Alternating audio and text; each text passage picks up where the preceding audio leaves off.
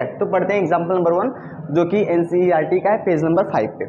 इसमें क्या लिखा गया है कि संख्याओं 4 के पावर n पर विचार कीजिए जहां n एक प्राकृत संख्या है।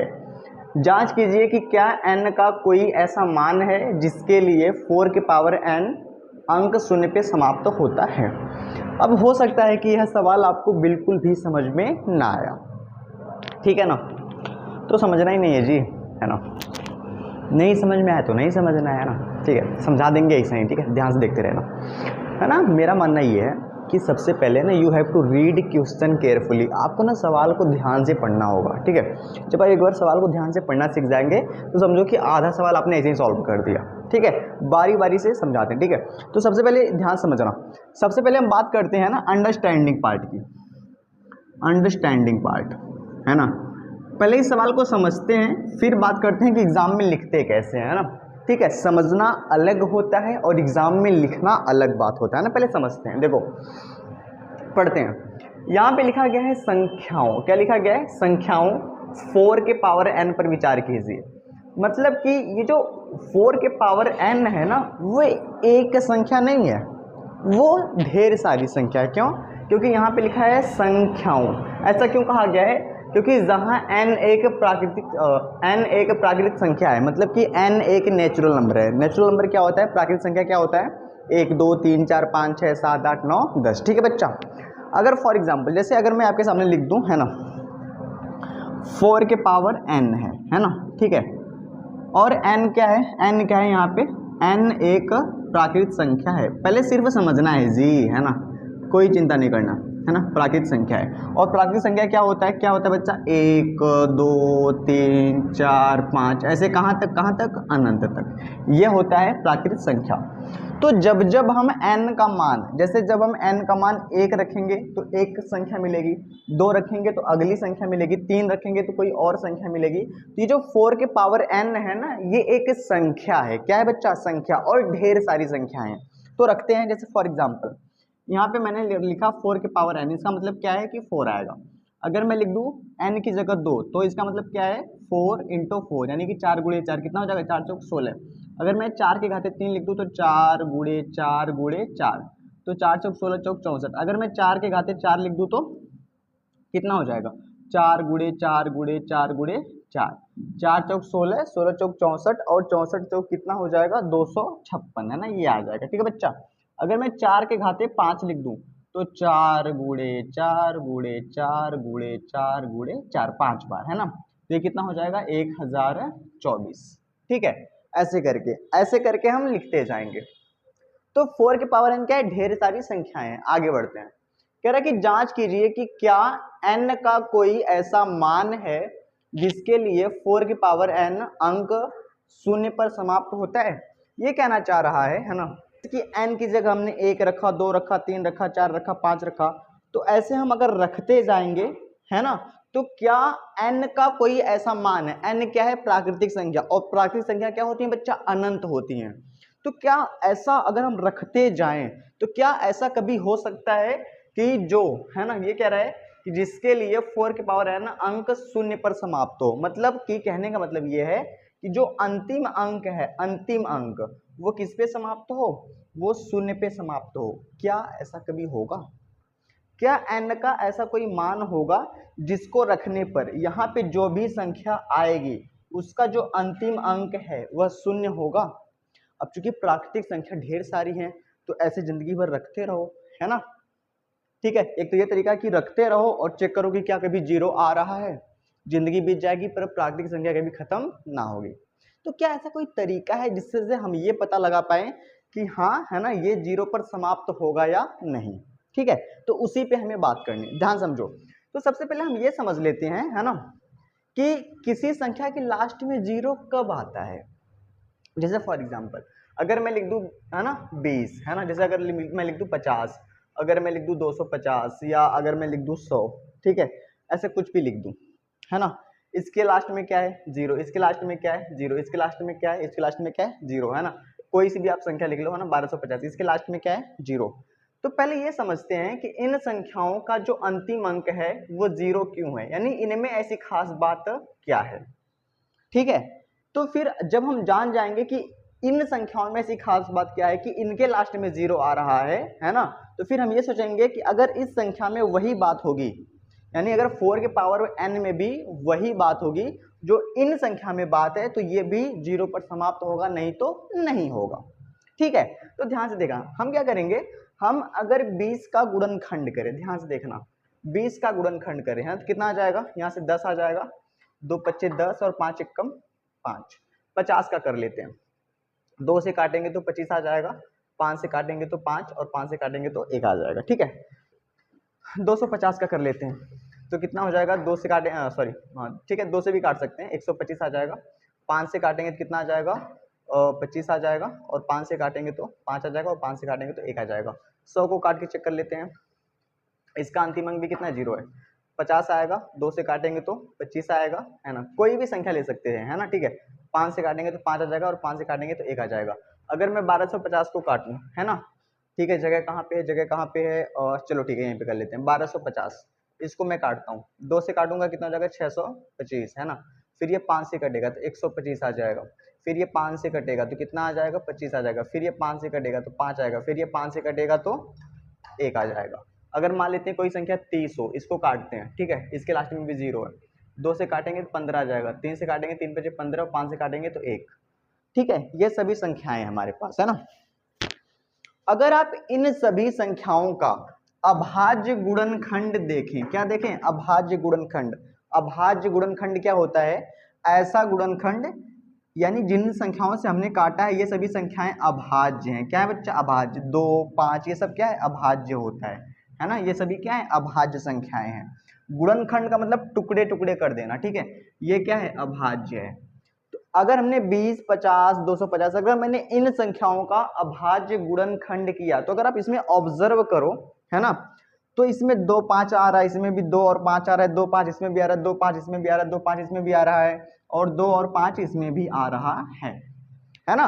अब 2 चाहे कितनी बार आए, 5 चाहे कितनी बार आए, उससे मतलब नहीं है ना, लेकिन कोई भी संख्या 0 पर तभी समाप्त होगी जब उसके अभाज्य गुणनखंड में कम से कम एक ठो 2 आए और एक ठो 5 आए, तभी वह 0 पर समाप्त होगा, नहीं तो नहीं होगा। सही बात है ना।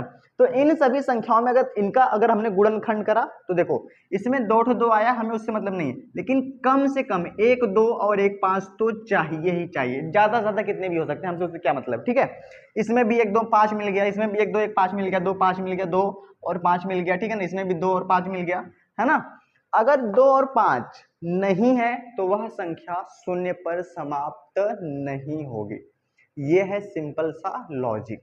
ठीक है, अब आते हैं इस क्वेश्चन पे, है ना, ये है अंडरस्टैंडिंग पार्ट, है ना, इसको हमने समझा। ठीक है बाबू, चलिए, ये आपको एग्जाम में नहीं लिखना है, ये सिर्फ समझने के लिए है ना। वैसे आप फेयर पे उतारना चाहें तो उसको उतार सकते हैं, मैंने आपको समझाया है ना। ठीक है, हाय रब्बा कितनी गर्मी है, इतनी गर्मी मर जाएंगे यार हम तो, है ना, पढ़ा पढ़ा के, बहुत गर्मी है बहुत। चलिए, है ना, तो अब आपको क्लियरली समझ में आ गया होगा कि कोई संख्या 0 पर कब समाप्त होती है। अगर उस संख्या का हम अभाज्य गुणनखंड करें और उसमें 1 2 और 1 5 आए तो वह 0 पर समाप्त होगा, नहीं तो नहीं होगा। तो सेम काम हम यहाँ पे करने वाले हैं ना, ध्यान से देखना कैसे करने वाले हैं। तो सबसे पहले हम लिखेंगे कि संख्या, इस तरह के क्वेश्चन को कहते हैं थ्योरिकल क्वेश्चन। संख्या 4 के पावर n, है ना, संख्या 4 के पावर n 0 पर तभी समाप्त होगी, तभी समाप्त होगी जब इसके अभाज्य, जब इसके अभाज्य गुणनखंड, जब इसके अभाज्य गुणनखंड के गुणनफल में, के गुणनफल में, है ना, अभी समझा रहा हूं, के गुणनफल में, ठीक है, में कम से कम, है ना, कम से कम 1 2 और 1 5 जरूर आए, ऐसे कह सकते हैं, है ना, कम से कम, है ना, 1 2 और 1 5 जरूर आए। ठीक है, सिंपल सी बात है। यानी कि संख्या 4 के पावर n शून्य पर तभी समाप्त होगी जब इसके अभाज्य गुणनखंड के गुणनफल में कम से कम 1, 2 और 1, 5 जरूर आए, या इसको हम लोग ऐसे लिख सकते हैं, है ना, कम से कम 2 गुणे 5 का एक जोड़ा अवश्य हो, एक जोड़ा अवश्य हो। इसका क्या मतलब, इसका मतलब है कि कम से कम 1, 2 जरूर आए और 1, 5 जरूर आए, है ना, अवश्य हो। ये बात आपको लिखनी है। अब ठीक है, अब सवाल ये उठता है ना, कि इस संख्या का हम लोग गुणनखंड कैसे करेंगे, है ना। तो हम लिखेंगे, है ना, 4 के पावर n का अभाज्य गुणनखंड करने पर, है ना। अब कोई बच्चा यहाँ पे सोच सकता है कि सर जी ये तो कोई ऐसी संख्या नहीं है ना, कि भैया कोई इस तरह की संख्या है कि चलो इसका गुणनखंड कर दो। हम 4 के पावर n का कैसे गुणनखंड करेंगे? गुणनखंड करना मतलब तोड़ना, है ना, इसका कैसे गुणनखंड करेंगे? अरे सुनो जी, है ना, बड़ा सिंपल है। ये 4 के पावर n है, क्या है, 4 के पावर n, समझ में आया? इसको आप कैसे तोड़ सकते हो? तोड़ना है सिर्फ, है ना। तो 4 के पावर n को हम क्या लिख सकते हैं, 2 गुणे 2, है ना, सही बात है। और इसके घाते n है तो n लगा दिया, सिंपल सी बात है। 2 गुणे 2 को क्या लिख सकते हैं, 2 के घाते 2, है ना, इसके पावर कितना कर दिया, n कर दिया।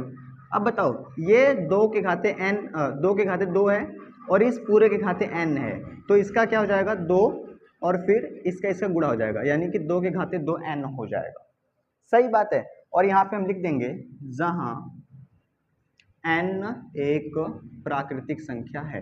प्राकृतिक संख्या मतलब 1, 2, 3, 4, 5, 6, 7, 8, 9, 10, जहां n क्या है बच्चा, एक प्राकृतिक संख्या है। इतना काम हमने कर लिया, ठीक है। चलिए आगे बढ़ते हैं। अब देखो, अगर हम यहाँ पर n का मान 1 रखे, कितना रखे, 1, है ना। जैसे ये 4 के पावर n है ना, इसी को हमने कैसे लिखा है, 2 के पावर 2n, सिंपल सी बात है जी, है ना। अगर हम n की जगह 1 रखे, है ना, ये सिंपल आपको करना है। 2 यहाँ पे अगर आप कितना रखो, 1, तो कितना हो जाएगा, 2 के घाते 2, यानी कि 2 गुणे 2। आगे बढ़ते हैं, अगर मैं क्या करूं, 2 के घाते n की जगह 2 रख दूं, है ना, तो कितना हो जाएगा, 2 के घाते 4, कितना आ जाएगा, 2 गुणे 2 गुणे 2 गुणे 2, सिंपल है। अगर मैं क्या करूं, 2 के घाते 2 है और n की जगह 3 रखूं, यानी कि हम प्राकृतिक संख्या रख रहे हैं ना बाबू, क्योंकि n क्या है, एक प्राकृतिक संख्या है ना। प्राकृतिक संख्या क्या होता है, 1, 2, 3 अनंत तक, ठीक है। आप इतना बिल्कुल ऐसे लिखेंगे एग्जाम में, कोई दिक्कत नहीं है। 2 के घाते कितना हो जाएगा, 6, तो कैसे कैसे आएगा, 2 गुणे 2 गुणे 2 गुणे 3 हो गया, 4, 5 और 6, है ना। आप एक चीज में गौर कर पा रहे होंगे, आप n की जगह चाहे कुछ भी रख लो, है ना, डॉट डॉट डॉट, इसका मतलब क्या, ऐसे चलता जाएगा। आप n की जगह चाहे कुछ भी रख लो, सिर्फ 2 ही आएगा, 5 नहीं आएगा, है ना। क्योंकि अगर आप 4 रखोगे, 4 दूनी 8, यानी कि 2 गुणे 2 गुणे 8 बार, 5 रखोगे, 5 दूनी 10, 2 गुणे 2 गुणे 10 बार, पर कभी 5 नहीं आएगा, है ना। तो यहाँ पे क्या लिखेंगे, चूंकि, है ना, ऐसे करके लिखेंगे, चूंकि हम देख पा रहे हैं कि संख्या 4 के पावर n का अभाज्य गुणनखंड करने पर इसके गुणनफल में, इसके गुणनफल, गुणनफल समझते हो, ये इसको कहते हैं गुणनफल, ये इसको कहते हैं गुणनफल। अभाज्य संख्या का गुणनखंड करने पर इसके गुणनफल में, है ना, 2 तो आ रहा है, 2 तो आ रहा है, लेकिन लेकिन लेकिन 5 नहीं आ रहा है। और आपको पता है ना, कि वह शून्य पे तभी समाप्त होगी जब 2 और 5 दोनों आए, ठीक है बच्चा, लेकिन 5 नहीं आ रहा है। अतः संख्या 4 के पावर n कभी भी शून्य पर समाप्त नहीं होगी, है ना। ये बड़ी सिंपल सी सवाल है और बड़ी मजेदार सवाल है, ठीक है बच्चा, इसको आप नोट कर लें, एग्जाम में आपको बिल्कुल ऐसे ही लिखना है ना। संख्याओं 6 और 20 के अभाज्य गुणनखंड विधि से HCF और LCM ज्ञात कीजिए। करते हैं, देखो सबसे पहले लिखते हैं सॉल्यूशन, है ना, यानी कि हल। तो हम क्या करेंगे, 6 का गुणनखंड करेंगे। और 6 का कैसा गुणनखंड करेंगे, अभाज्य। अब कौन सोचेगा सर अभाज्य क्या होता है, ये बात मैंने पहले वीडियो में बताया था। अभाज्य क्या होता है ना, अभाज्य संख्याएं क्या होती हैं कि ऐसी संख्याएं जो या तो 1 से कटेगा या तो स्वयं से कटेगा, इसके अलावा किसी और से नहीं कटेगा। और ये संख्याएं कहाँ से स्टार्ट होती है बच्चा, 2 से। जैसे 2 हो गया, 3 हो गया, 5 हो गया, 7 हो गया, 11 हो गया, 13 हो गया, है ना, 17 हो गया, 19 हो गया, है ना, ऐसे। ठीक, ऐसे चलता जाएगा। ये सभी की सभी संख्याएं या तो 1 से कटेगा या तो स्वयं, स्वयं का मतलब क्या है, 2 से कटेगा, और किसी से नहीं कटेगा। इसके बारे में अगर आप अच्छे से जानना चाहते हैं तो आप सबसे पहला वीडियो देखें, है ना। ठीक है, बात करते हैं इस पर। देखो, तो हम क्या करेंगे, 6 और 20 का सबसे पहले करेंगे अभाज्य गुणनखंड। अभाज्य गुणनखंड का मतलब होता है कि सबसे पहले हम 2 से काटेंगे। अगर 2 से नहीं कटेगा तो 3 से काटेंगे, है ना। 3 से नहीं कटेगा तो ये नहीं कि 4 से ट्राई करेंगे, 4 से नहीं काटेंगे, क्योंकि 4 अभाज्य नहीं होता है। इसका नाम क्या है, अभाज्य गुणनखंड, है ना। किससे काटेंगे, 5 से। अगर 5 से नहीं कटेगा तो 7 से काटेंगे, 7 से नहीं कटेगा तो किससे काटेंगे, 11 से। 11 से भी नहीं कटेगा तो 13 से, और ऐसे करके हम लोग करते रहेंगे। सही बात है जी। चलिए आगे बढ़ते हैं। तो इसको 2 से काटते हैं, 2 तिहाई 6, है ना। कौन समझदार बच्चा होगा ना, कहे सर 6 से काट दो एक के बार में, है ना। तो 6 क्या है, अभाज्य नहीं होता है। ठीक है, फिर 3 एकम 3, ऐसे। चलिए ये कट गया। फिर क्या हो जाएगा, इसी तरह हम लोग 20 के भी क्या करेंगे, गुणनखंड करेंगे, है ना। 2 से काटेंगे 10 आ जाएगा, 2 से काटेंगे 2 पचे 10, और 5 एकम 5, ये हमने कर लिया। इतना काम करने के बाद ये हमने 6 और 20 के अभाज्य गुणनखंड कर दिए, है ना। अब क्या करेंगे, ध्यान से समझना, 6 लिखिएगा सिंपल, इसको क्या लिखेंगे, 2 गुणे 3, है ना। और 20 को कैसे लिखिएगा, ऐसे 2 गुणे 2 गुणे 5। सही बात है ना, ध्यान समझना। इसको हम लोग कैसे लिख सकते हैं, ये वैसे का वैसे लिख सकते हैं, लेकिन इसको कैसे लिख सकते हैं, ये 2 बार आया है तो 2 के घात से 2 गुणे कितना हो जाएगा, 5 हो जाएगा। इतना कॉमन, इतना हो गया। ठीक है, इसके बाद हम करते हैं कॉमन। कॉमन का मतलब कि ऐसा कौन सा अंक है जो दोनों में आ रहा है। तो 2 यहाँ पर भी आ रहा है, यहाँ पर भी आ रहा है, तो हम 2 को करेंगे कॉमन, है ना। ये हमने कर लिया कॉमन, और कोई नहीं आ रहा है तो हमें सबसे पहले क्या निकालना है, HCF। तो हम लिखेंगे HCF किसका किसका, 6 और 20 का। और यहीं पर आपको सबसे ज्यादा ध्यान देना है, ठीक है ना, सबसे ज्यादा। देखो, जब भी आप HCF निकालो तो जिसको आपने कॉमन करा है ना, जिसको आपने कॉमन करा है उसमें से छोटी घात वाले को लेते हैं, है ना। यानी कि हमें किसको लेना है बच्चा, छोटी घात वाले को, है ना, छोटी घात वाला। ठीक है ना। यानी कि अब देखो, 2 के घाते 2 है और यहाँ पे 2 है, इसके घात में कुछ नहीं, मतलब कितना है, 1 है। तो ये हो जाएगा इसका HCF, यानी कि 2 इसका क्या हो जाएगा, आंसर हो जाएगा, यानी कि छोटी घात वाला। इतनी सिंपल सी बात मैंने आपको समझाई। मतलब पहले सुनो, मैंने इनका गुणनखंड करा। वो गुणनखंड कैसा है, अभाज्य गुणनखंड, कि पहले 2 से काटेंगे, 2 से नहीं कटेगा 3 से कटेगा, 3 से नहीं कटेगा 5 से काटेंगे, ठीक है, ऐसे करके। फिर 6 को कैसे लिखा, 2 गुणे 3, और 20 को कैसे लिखा, 2 गुणे 2 गुणे 5, है ना। और अगर ये जो संख्याएं लिखी है इसको आपको घात के रूप में लिखना है। घात के रूप में लिखने के बाद जो कॉमन है उसको कॉमन करना है, फिर लिखना है HCF उन दोनों संख्याओं का, और देखना है कि छोटी घात वाला कौन है। तो जो कॉमन है उसमें से जो छोटी घात वाला होगा वो हो जाएगा HCF, है ना। वो क्या हो जाएगा, वो हो जाएगा HCF, है ना। चलिए आगे बढ़ते हैं, है ना। अब बात करते हैं LCM। अगर हमें LCM निकालना है ना, किसका किसका, 6 और 20 का। ठीक है बाबू, देखो LCM में क्या करते हैं, है ना, जो कॉमन होता है, ध्यान समझना, जो कॉमन होता है उसमें तो बड़ी घात वाले को लेते ही हैं, है ना, बड़ी घात वाला। जो कॉमन होता है उसमें हम बड़ी घात वाले को तो लेंगे ही, साथ में जो बच गया है ना, जो बच गया है उसको भी ले लेंगे, है ना, उसको भी साथ में ले लेंगे ना। ये तुम लोगों को नहीं लिखना, ठीक है, ये तुम लोगों को सिखाने के लिए लिख रहा हूँ, ठीक है। तो क्या हो जाएगा, बड़ी घात वाला कौन है, कॉमन ये है ना, तो बड़ी घात वाला कौन है, 2 के घाते 2, इसको ले लिया। बचा कौन कौन है, 3 बचा है, और कौन बचा है, 5, इसको भी ले लिया। चलिए 2 के घाते 2 मतलब कितना होता है, 4, 3 गुणे 5 कितना हो जाएगा, 4 3 12, 12 25 60, यानी इसका LCM कितना हो जाएगा, 60 हो जाएगा। सिंपल सी बात। इसी को कहते हैं अभाज्य गुणनखंड विधि से HCF और LCM निकालना। HCF में हमेशा छोटी घात वाले को लेते हैं कॉमन में से, और LCM में बड़ी घात वाले को, और साथ में जो बच गया उसको भी ले लेते हैं। ये सिंपल सी बात मैंने आपको सिखाई है ना, तो ये आपको ध्यान देना है।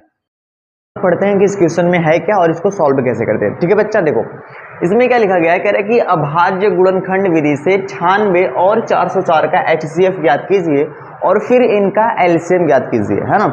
करते हैं बहुत सिंपल तरीके से। देखो सबसे पहले मैंने आपसे क्या कहा था, मैंने कहा था कि सबसे पहले क्या कर दो, है ना, 96 और 404 का क्या कर दो बच्चा, गुणनखंड कर दो, है ना। ये 96 हो गया और ये हो गया 404, इनका करते हैं गुणनखंड, है ना। और गुणनखंड मतलब वो भी कौन सा, अभाज्य गुणनखंड। अभाज्य गुणनखंड का मतलब क्या होता है ना, यानी हमें अभाज्य संख्याओं से काटना है। गुणनखंड का मतलब होता है टुकड़े करना, है ना। अभाज्य यानी कि 2 से काटेंगे, 2 से नहीं कटेगा तो 3 से काटेंगे, 3 से नहीं कटेगा तो 5 से काटेंगे, 5 से नहीं कटेगा तो 7 से काटेंगे, फिर 11 से, है ना, अभाज्य संख्याओं से। अब ये अभाज्य संख्या क्या होता है, ये मैंने पहले वीडियो में बताया, नहीं इंट्रोडक्शन पहला वीडियो, ठीक है, तो उसको आप जाके देख सकते हैं। खैर इसको काटते हैं, तो सबसे पहले 2 से काटते हैं, 2 चौक 8, 2 अट्ठे 16, 2 से काट 2 दूनी 4, 2 चौक 8, 2 से काटते हैं 2 एक कम 2, 2 दूनी 4, 2 से काटते हैं 2 छक 12 हो जाएगा, फिर 2 से काटेंगे 2 तिहाई 6 हो जाएगा, और फिर 3 से काटेंगे 3 एक कम 3, ऐसे करके। इसको भी काटेंगे 2 से, 2 दूनी 4, ये वाला 0, 2 दूनी 4, ठीक है। फिर 2 से काटेंगे 2 एक कम 2, और ये 0 और 2 एक कम 2, ठीक है। अब जिसके लास्ट में 0 2 4 6 8 होता है वो 2 से कटता है ना। अगर लास्ट में 0 2 4 6 8 ना हो तो वो 2 से नहीं कटेगा, मतलब ये 2 से नहीं कटेगा, ये 3 से भी नहीं कटेगा, ये 5 से भी नहीं कटेगा, ये 7 से भी नहीं कटेगा, 11 से भी नहीं कटेगा, है ना। आप बारी बारी से काट के चेक करेंगे, काटना मतलब भाग देना, है ना। आप बारी बारी से क्या करेंगे, काट के चेक करेंगे, 11 से चेक करेंगे, फिर 13 से चेक करेंगे। जब आपको पता चल जाएगा कि यार ये किसी से नहीं कट रहा है तो डायरेक्ट उसी से काट देंगे, है ना। तो 101 से अगर काटेंगे तो कितना आ जाएगा बच्चा, 1 आ जाएगा, ठीक है। इतना काम करने के बाद क्या करेंगे, कुछ नहीं जी, बस सवाल खत्म, है ना। देखो मैं साइड में लिख रहा हूं, आप कहां पे लिखेंगे, नीचे लिखेंगे, है ना। हम क्या करेंगे, ध्यान से समझना, ये 96 है, लिख लिया जी 96। तो 96 का हमने गुणनखंड करा तो क्या आया, है ना, 1 2 3 4 5 बार, है ना, यानी कि 2 गुणे 2 गुणे 2 3 बार हो गया, 4 बार और 5 बार, है ना। फिर कितना आ गया, 3 आ गया, अच्छा जी। और फिर 404, 404 कितना आया, यानी कि 2 गुणे 2 गुणे 101। अब हम क्या करेंगे, इसको घात के रूप में लिखेंगे, ये बात मैंने आपको बताई थी ना। इसको क्या करेंगे, इसको हम लोग घात के रूप में लिखेंगे। चलिए घात के रूप में कैसे लिखिएगा, बड़ा सिंपल है। देखो 1 2 3 4 5, ये 5 बार आ रहा है ना, तो 2 के खाते कितना हो जाएगा 5, और गुणे कितना हो जाएगा 3 हो जाएगा। ये कितनी बार आ रहा है ना, 1 2, ये 2 बार आ रहा है तो 2 के खाते 2, और गुणे कितना हो जाएगा 101 हो जाएगा, ठीक है। अब देखेंगे कि ऐसा कौन सा अंक है जो दोनों में सेम आ रहा है, ठीक है। तो ऐसा कौन सा अंक है, देखो 2 और 2 दोनों में सेम आ रहा है ना, इसको कर लेंगे कॉमन, है ना। ये मैंने कर लिया कॉमन, ठीक है। अब सबसे पहले हमें क्या निकालना है, HCF, तो हम लोग लिखेंगे HCF। HCF किसका किसका, 96 और 404 का बराबर। HCF में क्या करते हैं कि जिसको हमने कॉमन करा है उसमें से छोटी घात वाले को लेते हैं। यहाँ पे 2 के घाते 5 है, यहाँ पे 2 के घाते कितना है बच्चा, 2 है, तो हम 2 के घाते 2 वाले को लेंगे, है ना, यानी कि 2 के घाते 2, यानी कि यहाँ से जो आंसर है वो कितना हो जाएगा, 4 हो जाएगा। ये हो गया आपका आंसर, ठीक है। LCM कैसे निकालते हैं ये भी मैंने आपको सिखाया था, है ना। 96 और 404 का हमें क्या निकालना है, LCM। LCM में क्या करते हैं, जिसको हमने कॉमन करा है ना, जिसको हमने कॉमन करा है उसमें से हम बड़ी घात वाले को लेते हैं, यानी कि 2 के घाते 5, और साथ में जो बच जाता है उसको भी ले लेते हैं, यानी कि गुणे 3 को भी ले लेंगे और गुणे 101 को भी क्या कर देंगे, ले लेंगे, है ना। तो 2 के घाते 5 का मतलब होता है 5 बार 2 का गुणा, 2 गुणे 2 गुणे 2, ये 5 बार, ठीक है। तो कितना आ जाएगा, यहाँ से आ जाएगा 32, 32 गुणे 3 गुणे 101 आ जाएगा। चलिए अगर हम 32 का 3 में गुणा कर दे तो 3 दूनी 6, 3 त्रिका 9, 96 आ जाएगा, गुणे 101 आ जाएगा। आगे अगर हम 96 का 101 में गुणा कर दिए तो यहाँ से आ जाएगा 96 और 96, तो ये हो जाएगा आपका LCM और यही हो जाएगा आपका आंसर, ठीक है। बात करते हैं एग्जाम्पल नंबर 4 पे, है ना। इसमें 3 संख्याओं का हमें क्या निकालना है, अभाज्य गुणनखंड विधि से HCF और LCM। तो सबसे पहला काम क्या करेंगे, 6 72 और किसका 120 का हम लोग कर देंगे बच्चा अभाज्य गुणनखंड, है ना।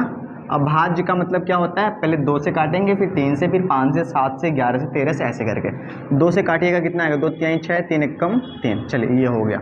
इसको काटते हैं 2 तिहाई 6, 2 छंग 12, इसको काटते हैं 18 आ जाएगा, इसको काटते हैं 2 9 18 हो जाएगा, और फिर 3 त्रिक 9 और फिर 3 एकम 3। चलिए इसको काटते हैं, 2 से काटेंगे 60 हो जाएगा, 2 से काटेंगे 30 हो जाएगा, 2 से काटेंगे 15 हो जाएगा, 3 से काटेंगे 3 पीछे 15 और 5 से काटेंगे 5 एकम 5।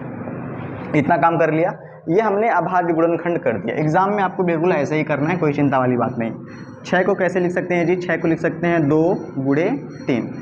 और 72 को कैसे लिख सकते हैं जी, 72 को लिख सकते हैं 2 गुणे कितनी बार है, 3 बार है ना, 2 गुणे 2 गुणे 2 और गुणे 3 गुणे 3। चलिए 120 को कैसे लिख सकते हैं, 120 को हम लोग लिख सकते हैं 2 गुणे 2 गुणे 2 गुणे 3 गुणे 5। इतना काम कर लिया है ना। चलिए इतना काम करने के बाद देखो इसको हम घात के रूप में लिखेंगे। किस रूप में लिखेंगे बच्चा, घात के रूप में, है ना। तो जब भी आप एक बार बराबर लगा लेते हो तो अगली बार आप ऐसे किया करो, है ना, ये तीर वाला, है ना। चलिए तो ये तो ऐसे ही लिखा जाएगा, है ना। इसमें देखो 1 बार 2 3 बार 2 है ना, तो 2 के घाते 3 लिख देंगे, और कितनी बार 3 है 2 बार, तो 3 के घाते 2 हो जाएगा।